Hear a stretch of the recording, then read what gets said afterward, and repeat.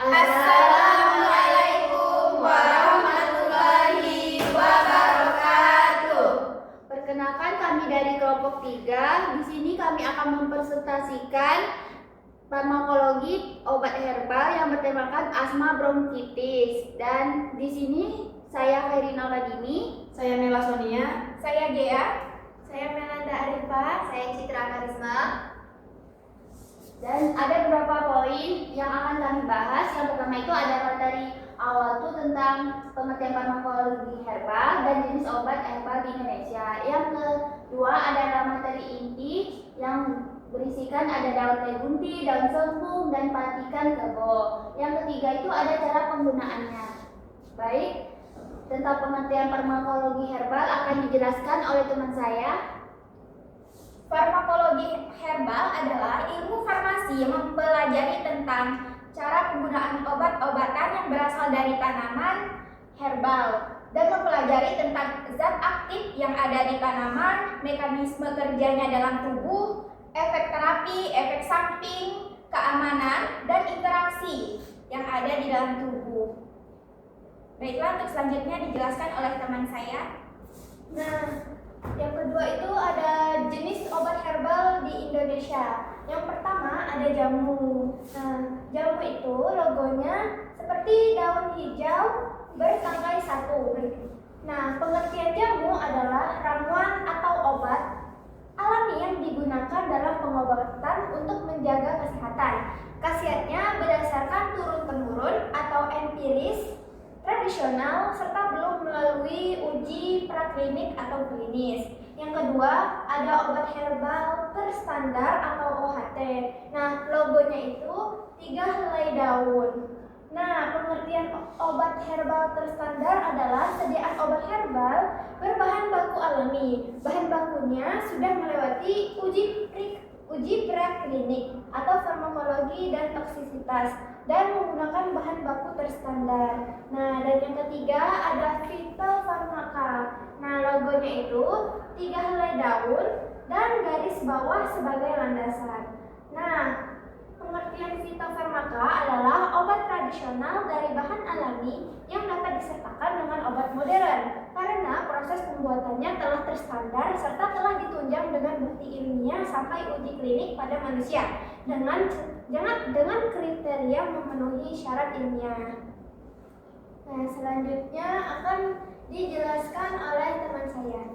Oke, untuk yang pertama kita akan membahas daun legundi atau disebut dengan Vitex trifolia atau Vitex legundo. Jadi yang pertama kita akan bahas kandungannya, yaitu terdapat flavonoid atau kasticin, luteolin, orientil, yang kedua ada saponin, yang ketiga tanin, yang keempat minyak atsiri, sabinene 1,8 sineole, limon, dan terakhir ada terpenoid.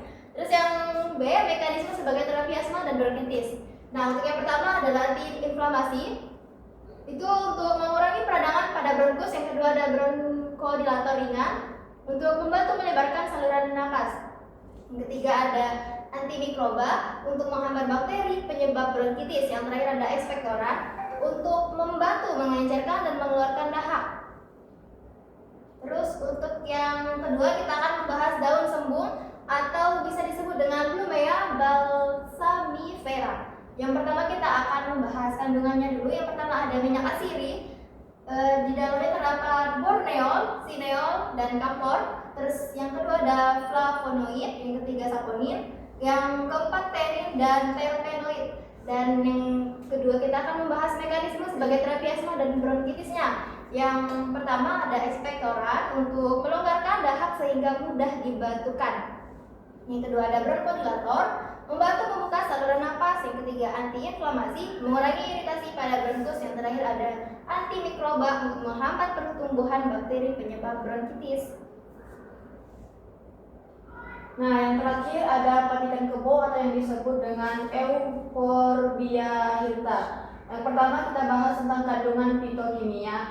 Itu isinya ada flavonoid, ada tanin, ada triterpenoid, saponin, asam fenolat, ada fitosterol. Terus yang kedua itu membahas tentang mekanisme sebagai terapi asma dan bronkitis. Yang pertama itu ada anti asma kuat, yaitu menurunkan hiperaktivitas bronkus. Yang kedua itu ada antispasmodik yang mengurangi kejang otot bronkus yang menyebabkan sesak.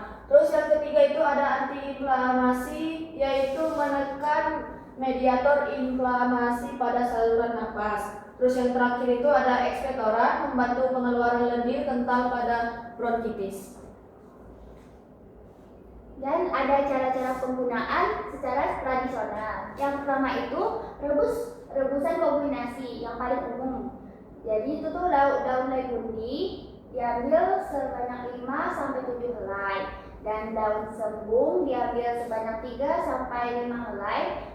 Pastikan kebo diambil 1 genggam atau sampai 5-7 batang kecil. Rebus dengan 3 gelas air sampai dengan sisakan 1 gelas dan minum 1-2 kali sehari.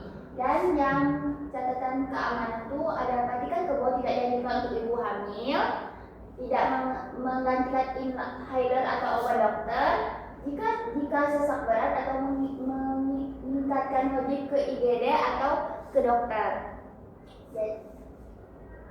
Ini berikut daftar pustaka yang kita ambil sumber-sumbernya tuh ada dari Agarwal R. Gupta R.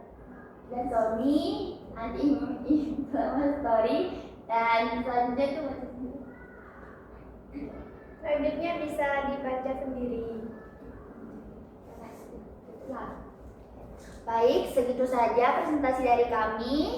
Jika ada kesalahan kata atau ucapan, kami mohon maaf, dan kami akhiri dengan wassalamualaikum